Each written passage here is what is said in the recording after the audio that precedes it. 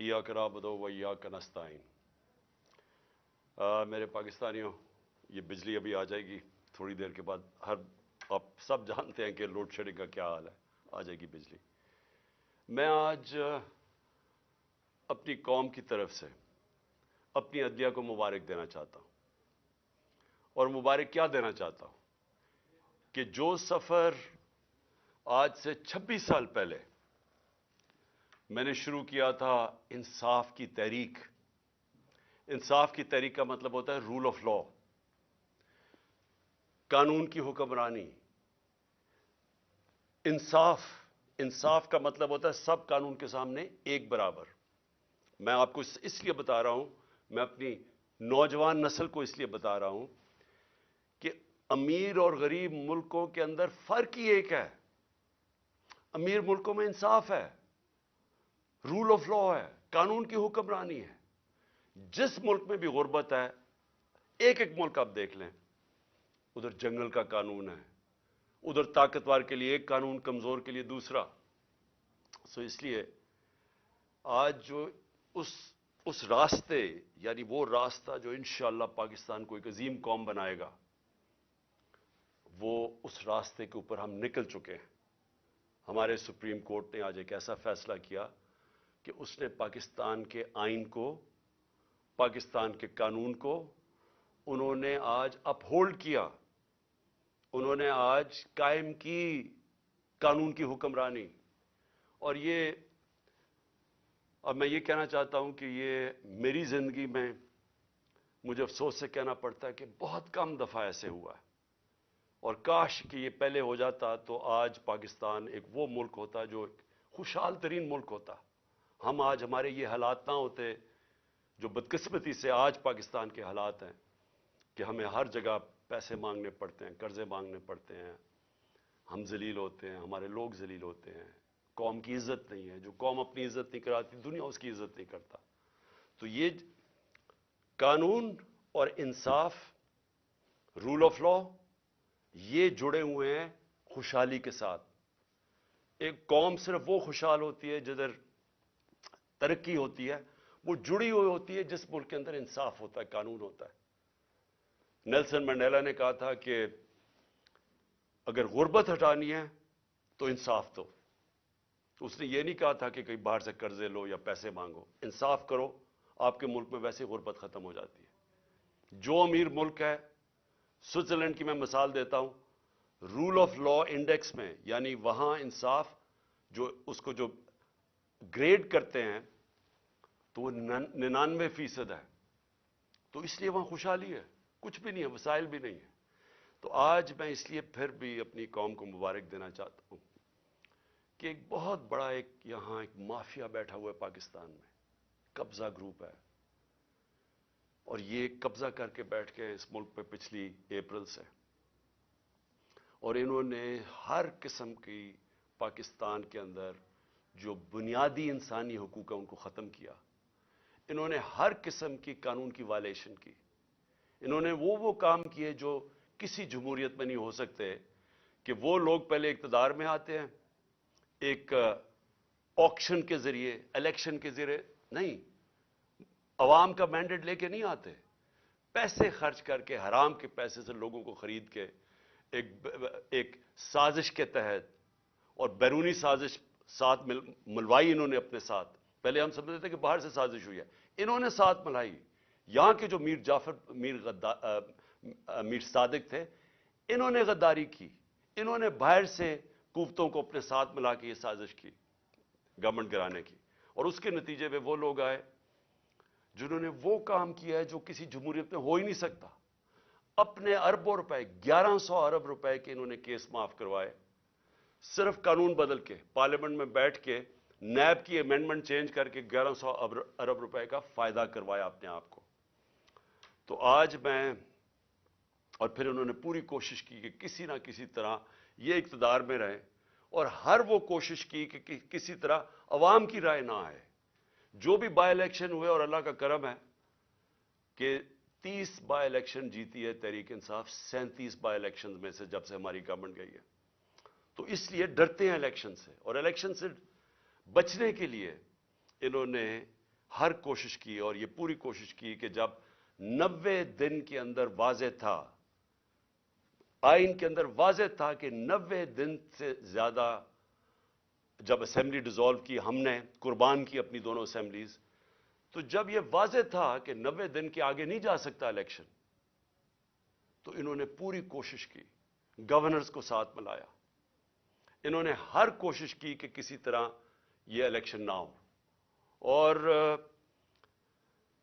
Supreme court نے جب آج فیصلہ کیا تو میں پہلے تو سپریم کورٹ کو یہ کہنا چاہتا ہوں کہ قوم آپ کے ساتھ کھڑی ہے. قوم اس ملک میں ترسی ہوئی ہے انصاف کے لیے، رول آف لا کے لیے، اور میں آپ کو یقین دلاتا ہوں کہ یہ 99 نہیں ہے. 98 99 میں جب اس نے، اسی نون لیگ نے ایک سپریم کورٹ کے چیف جسٹس کو ڈنڈوں سے اٹیک کیا اور بھگوایا وہاں سے، اور پھر پیسے دیے، وہی رفیق تاڑڑ، وہ پیسے لے کے بریف کیس لے کے گیا اور کوئٹہ بینچ خریدے. اور وہ چیف جسٹس جو سب آج تک سب سجاد علی شاہ کو سمجھتے ہیں کہ وہ ایک ایماندار دیانتدار چیف جسٹس تھا، اس کو سپریم کورٹ سے انہوں نے ہٹوایا. انہوں نے جوڈیشری کو تقسیم کیا. اور آج میں یہ دیکھ رہا ہوں لا منسٹر نے جو یہ سٹیٹمنٹ دی ہے، شرمناک ہے. پھر سے جوڈیشری کو تقسیم کرنے کی کوشش کی، جبکہ 5 ممبر بینچ نے سب نے ایک ہی چیز کہی کہ 90 دن سے آگے نہیں جا سکتا، 90 دن کے اندر الیکشن ہوں گے. 5 نے یہ کہا، اور انہوں نے 2 نے نہیں اتفاق کیا، لیکن اس چیز کے اوپر تو 5 متفق تھے کہ 90 دن کے اندر الیکشن کروانے. اور میں یہ جو لا منسٹر کی جو کوشش ہے اور نون لیگ کی ہمیشہ یہ کوشش رہی ہے کہ یہ انصاف سے بھاگتے ہیں، یہ آزاد عدلیہ کو کبھی نہیں چاہیں گے، کیونکہ یہ سارے اداروں کو کنٹرول کر کے ہی غیر قانونی چیز کر سکتے ہیں.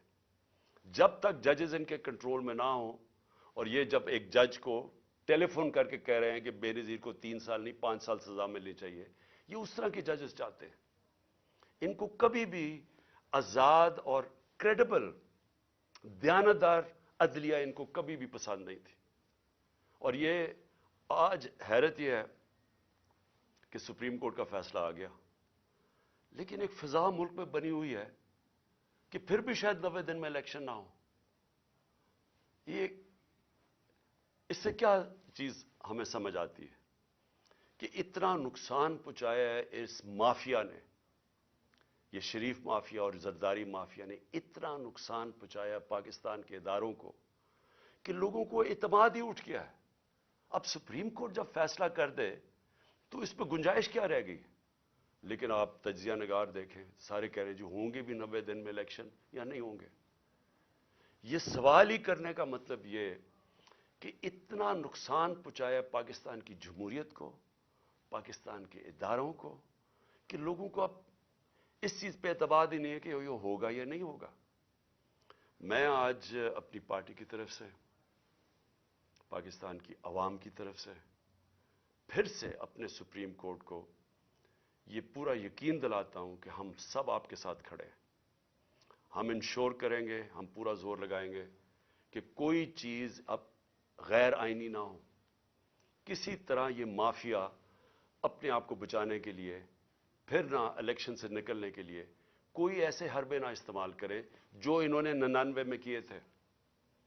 آج کل سوشل میڈیا کا زمانہ ہے، دنیا بدل چکی ہے. آج جو پاکستان کا نوجوان ہے اس میں وہ شعور ہے جو کبھی پہلے نہیں تھا.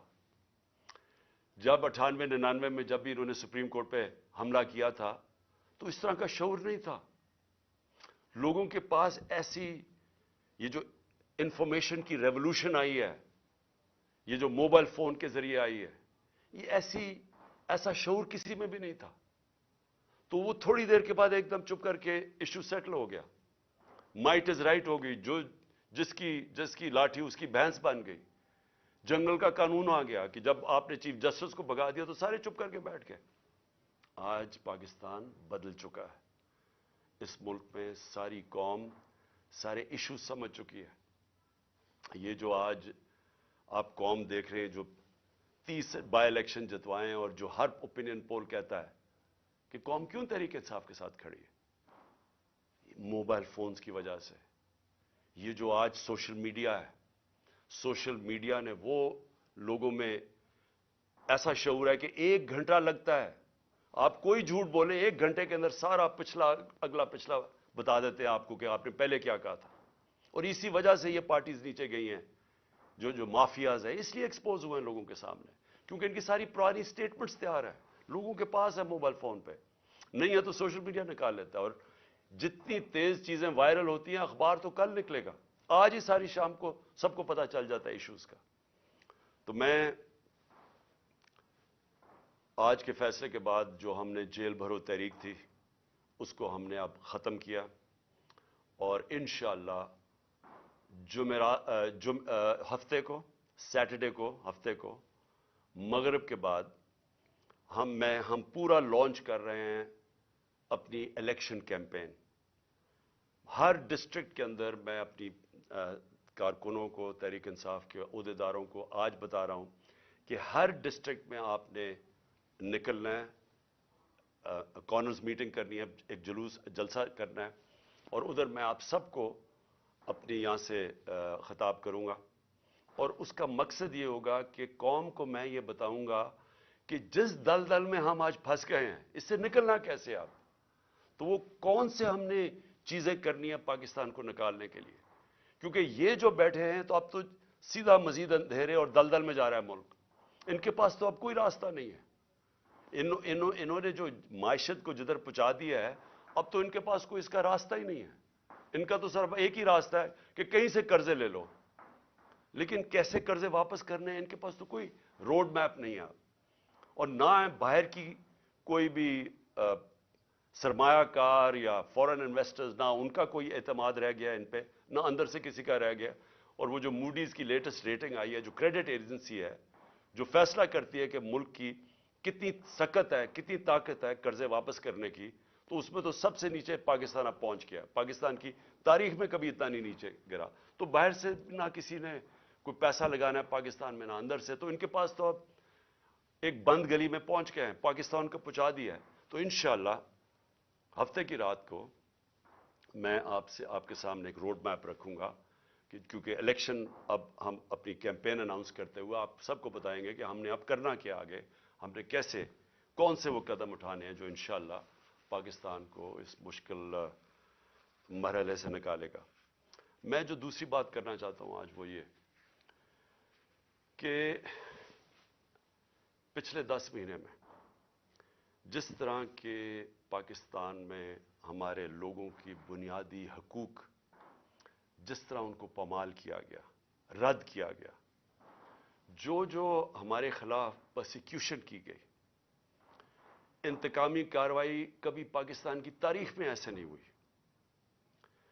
یعنی جو انہوں نے ہمیں کرش کرنے کی کوشش کی، اور جیسے جیسے تحریک انصاف کی مقبولیت بڑھتی گئی اتنے ہی انہوں نے وہ زیادہ وہ قدم اٹھائے ہمارے خلاف، ہر قسم کی، یعنی کیسز بنانا، تشدد کرنا، جو کبھی پاکستان میں کسی اپوزیشن کے اوپر اس طرح نہیں، کسی جمہوریت میں نہیں ہوا.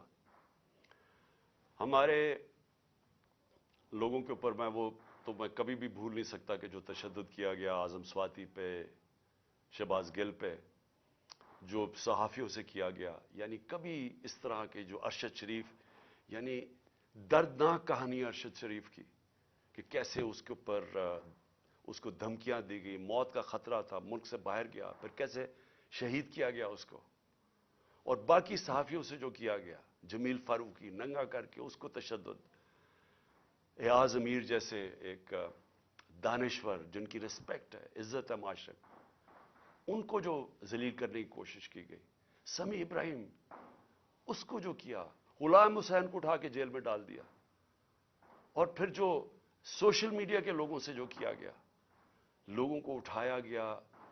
میں پہلے بھی بتا چکا ہوں، ماں باپ نے مجھے بتایا کہ ان کے ینگ بچوں کو اٹھایا گیا، 2 دن رکھا گیا، مارا پیٹا ان کو، اور پھر ان کو گھر واپس بھیجا، دھمکیاں دی گئیں، کئی اسے سٹیٹمنٹس میرے خلاف دلوائی واپس بھیجتے ہوئے. یہ کبھی ایسے پاکستان میں نہیں ہوا. ہمارے کتنے لوگوں کو 25 مئی پہ کیسز بنائے گئے، اب پھر نئے کیسز بنا دیے۔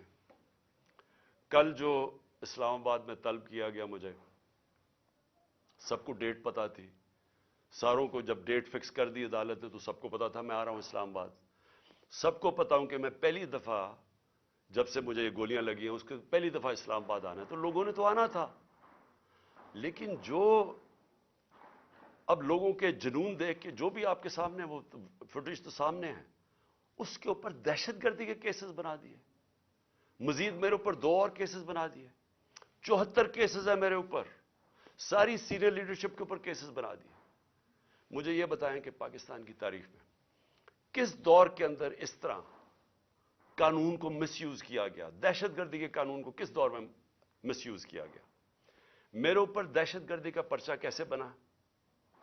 الیکشن کمیشن کے باہر ایک پرامن احتجاج ہوتا ہے، نون لیگ پوچھے ان کے دور میں، ہمارے دور میں انہوں نے الیکشن کمیشن کے باہر احتجاج کیا، کتنے ان کے اوپر پرچے ہوئے؟ مریم نواز نے جب وہ نیب گئی، اس نے پتھراؤ کیا نیب کا، پلان کر کے ان کے لوگوں نے جا کے پتھراؤ کیا، کتنے دہشت گردی کے کیسز بنے؟ میرے اوپر 74 کیسز میں سے جو کیس بنا دہشت گردی کا، الیکشن کمیشن کے باہر احتجاج ہوتا ہے، میں گھر پہ ہوتا ہوں، میرے اوپر دہشت گردی کا کیس۔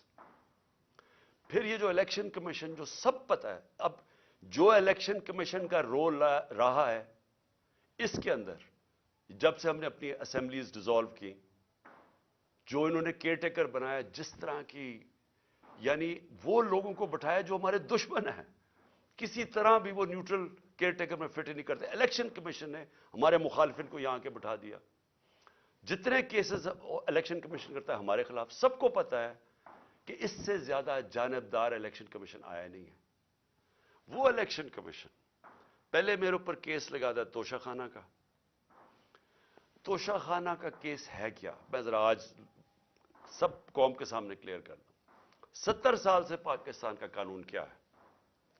جب بھی آپ کو کوئی باہر سے گفٹس ملتی ہیں، جو 70 سال سے ہیڈ آف سٹیٹس کو گفٹ ملتی ہیں، بیوروکریٹس کو ملتی ہیں، جنرلز کو، آرمی چیف کو ملتی ہیں، قانون یہ ہے کہ وہ جاتا ہے توشہ خانہ میں، اور پرانے زمانے میں 20% یا 15% آپ دیتے تھے اور آپ وہ گفٹ رکھ سکتے تھے، یہ قانون تھا۔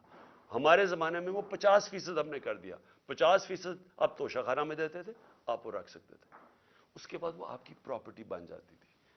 آج تک کبھی کسی سے پوچھا کہ اس نے اس کے بعد کیا کیا؟ میری مرضی، میری پراپرٹی ہے، میں جو مرضی کروں۔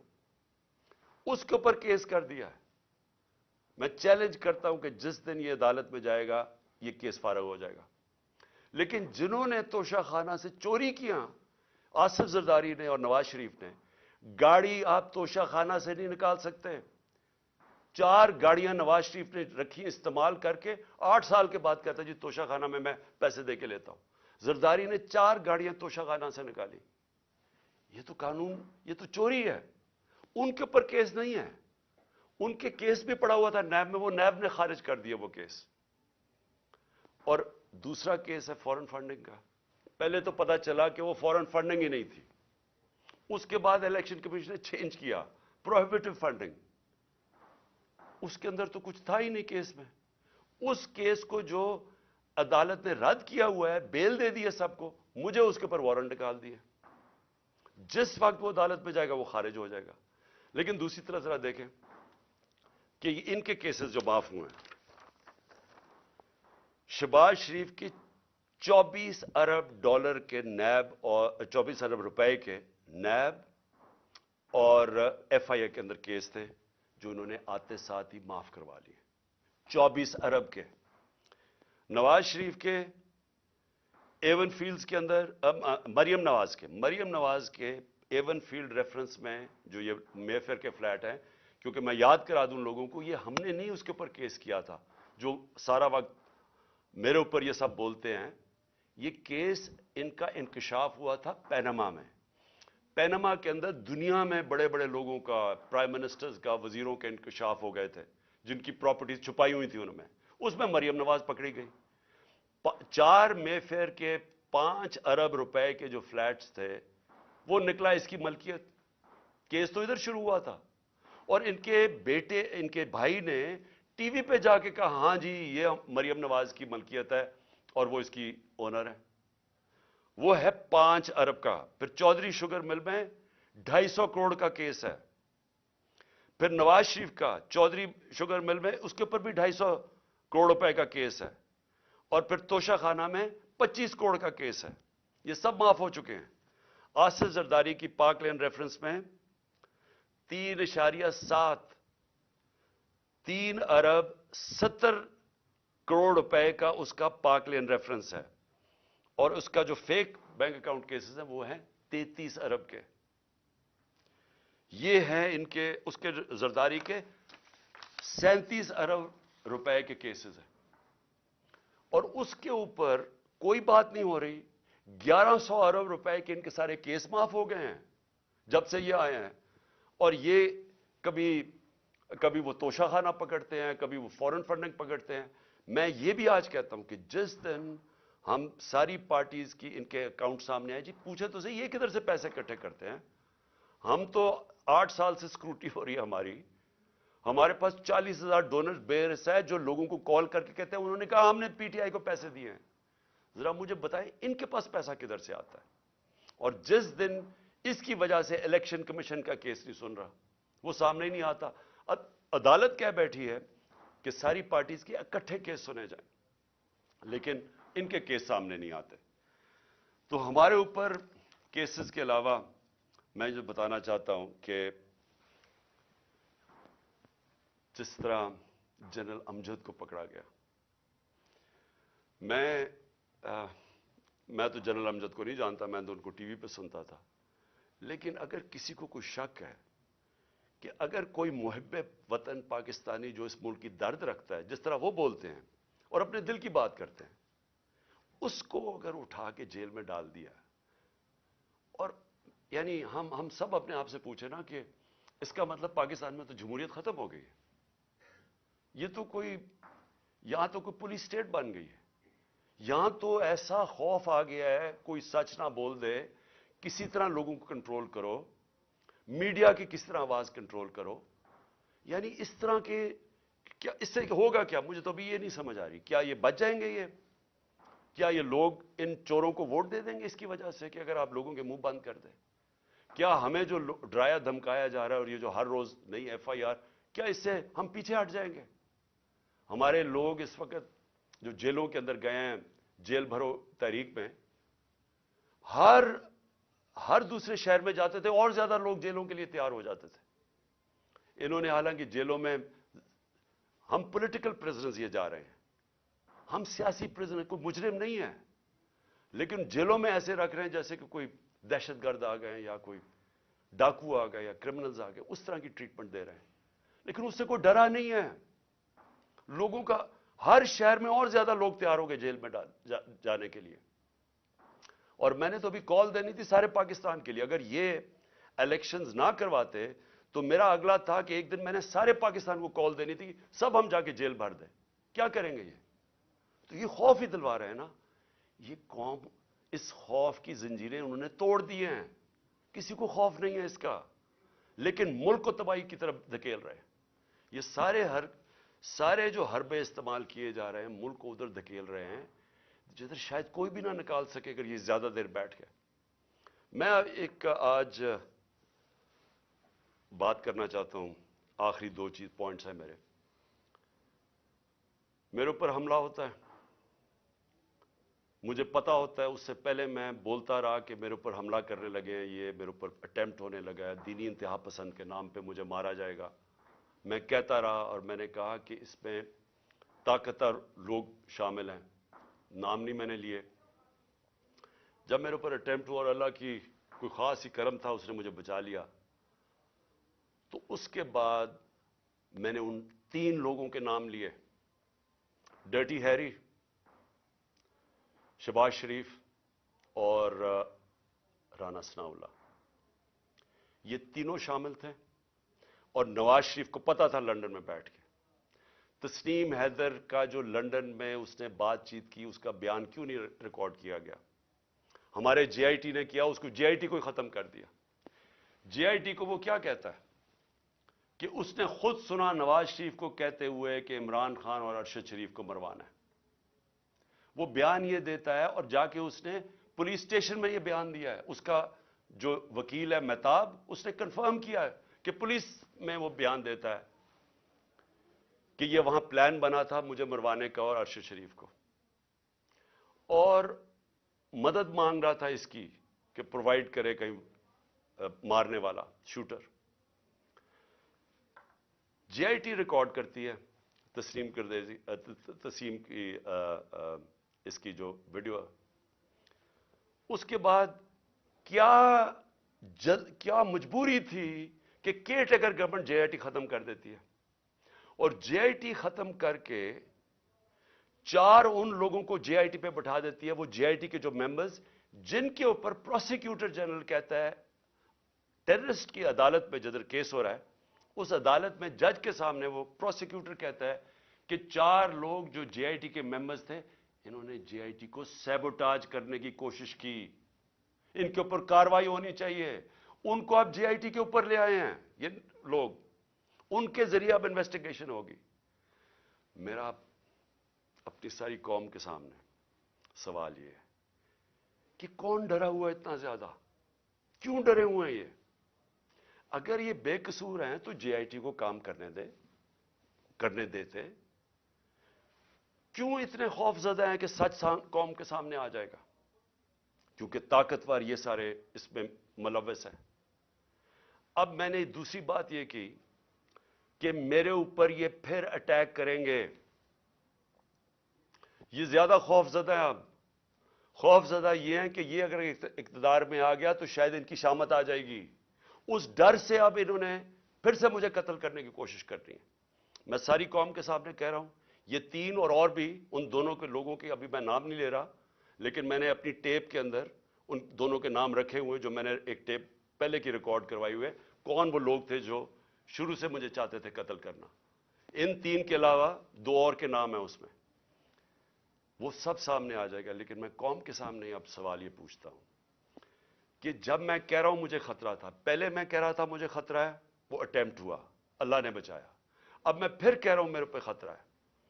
میں اب یہ سوال پوچھتا ہوں کہ مجھے یہ عدالتوں میں جو دھکیلتے ہیں, کیا ان کو پتہ نہیں کہ میری جان خطرے میں ہے؟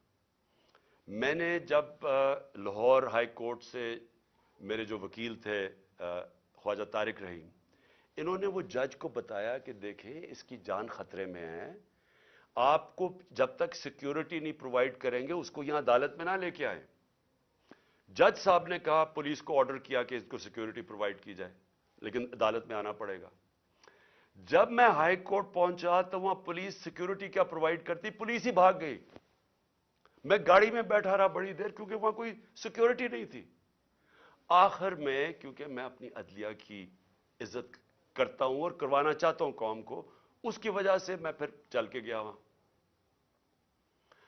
اس کے بعد اب پھر 3 مجھے پیشیاں بھرنی پڑی اسلام آباد میں, اور پیشیاں یہ ہیں کہ جناب دہشت گردی کا میرے پر کیس جو ہے کہ میں وہاں تھا بھی نہیں, وہ ادھر الیکشن کمیشن کے باہر جدھر مظاہرہ ہوتا ہے میرے پر کیس ہے. اس طرح کے کیسز ہیں.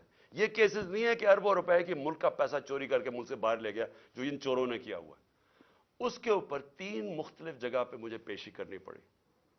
کوئی پولیس سیکیورٹی نہیں تھی, کوئی بھی کسی ٹائم پہ واردات کر سکتا تھا.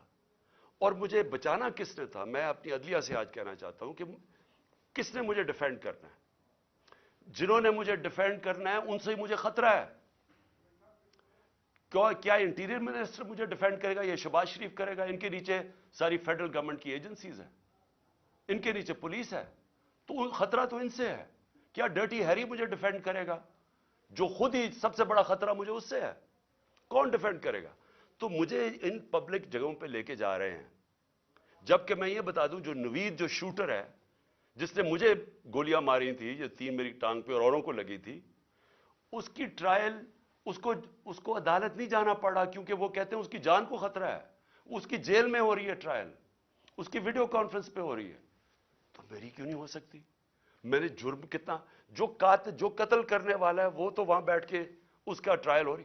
مجھے ہر جگہ عدالتوں پہ لے کے جا رہے ہیں. میں چیف جسٹس صاحب کو لیٹر لکھوں گا کہ ہمارے دور میں جب میں پرائم منسٹر تھا تو ایک جج صاحب نے نواز شریف کو کوئی بیمار ہوا، اور آپ پتہ ہے سارا وہ فیک بیماریاں تھیں، ہر چیز ہی اس کی 2 نمبر ہوتی ہے. جب وہ بیمار ہوا تو ہمیں فیڈرل گورنمنٹ کو حکم آیا کہ آپ ذمہ دار ہوں گے، اگر اس کو کچھ ہوا تو مجھے کچھ ہوا تو کون ذمہ دار ہوگا؟ کیونکہ جنہوں نے ذمہ دار ہونا وہ تو خود ہی مارنے کے چکر میں ہیں مجھے. تو اس لیے میں اپنے چیف جسٹس صاحب لاہور ہائی کورٹ اردو بھی لکھوں گا کہ مجھے ہر دوسرے دن یہ ثناء اللہ جیسے بدماش جنہوں نے زندگی میں کوئی صحیح کام کیا نہیں ہے، وہ ہر دوسرے دن کوئی نہ کوئی کیسز کرتے جاتے ہیں، تو میں چکر لگاتا جاؤں گا اور کون پروٹیکشن دے گا؟ میں آخر میں آخری بات کرتا ہوں کہ سوال یہ ہے اب کہ یہ کیوں بھاگ رہے ہیں الیکشن سے؟ یہ جو پی ڈی ایم کی پارٹیز ہیں، الیکشن کا نام سن کے ان کی کامپیں کیوں ٹانگنی شروع ہو جاتی ہیں؟ وجہ یہ ہے کہ پبلک ان کے خلاف ہو چکی ہے. وجہ یہ ہے کہ پہلے تو 30 سال سے ان کی چوریوں کا ساری قوم کو پتا تھا، اس کی وجہ سے تو مجھے ووٹ پڑی تھی. اس کے بعد جو انہوں نے ملک کے ساتھ کیا ہے، یہ اس ملک کی تاریخ میں عوام کے اوپر اتنا ظلم نہیں ہوا جو انہوں نے کیا ہے. جب سے یہ آئے ہیں، اب یہ میں اپنا نہیں کہہ رہا، میں ڈاکٹر حفیظ پاشا کا کہہ رہا ہوں، وہ ایسٹیمیٹ کرتے ہیں کہ 1.5 کروڑ لوگ مزید غربت کی لکیر سے نیچے چلے گئے ہیں. وہ ایسٹیمیٹ کرتے ہیں کہ 80 لاکھ لوگ بے روزگار ہو چکے ہیں جب سے یہ آئے ہیں. وہ یہ کہہ رہے ہیں کہ پاکستان کی تاریخ کی سب سے زیادہ مہنگائی ہوئی ہے. ہم جب تھے تو 16% پاکستان کی مہنگائی تھی، آج 41% پہ پہنچ گئی ہے، اور ابھی مزید اور مہنگائی آنی ہے، کیونکہ جیسے جیسے روپیہ گر رہا ہے، پھر آج روپیہ گرا ہے تو ہر چیز تو مہنگا ہونا ہے. تو ایک طرف مہنگائی، ایک طرف بے روزگاری بڑھ رہی ہے، ایک طرف معیشت سکڑتی جا رہی ہے، ایک طرف ہم قرضے واپس کرنے کی ہماری وہ قوت ہی گرتی جا رہی ہے. کیونکہ جب معیشت سکڑتی ہے، جب گروتھ ریٹ نیچے آتی ہے، جب آپ کی انڈسٹری بند ہونی شروع ہو جاتی ہے، جب کسان کی پیداوار کم شروع ہو جاتی ہے، تو کدھر سے پیسہ آنا ہے کہ ہم اپنے قرضے واپس کریں؟ تو قرضے چڑھتے جا رہے ہیں اور ان کے پاس کوئی راستہ ہی نہیں ہے. تو قوم تو ان کے خلاف اس لیے ہو گئی ہے. اس وقت ہم نے جب اندازہ لگایا کہ ابھی اس سے پہلے ابھی تو ایک اور مہنگائی کی لہر آ رہی ہے، شہباز شریف نے کہا کہ ابھی قوم اور مہنگائی کے لیے تیار ہو جائے. تو اگر پچھلی اپریل کے اندر 30,000 روپے جس کی تنخواہ تھی، اس کے پاس صرف 20,000 کی خریدار کی قوت رہ گئی ہے.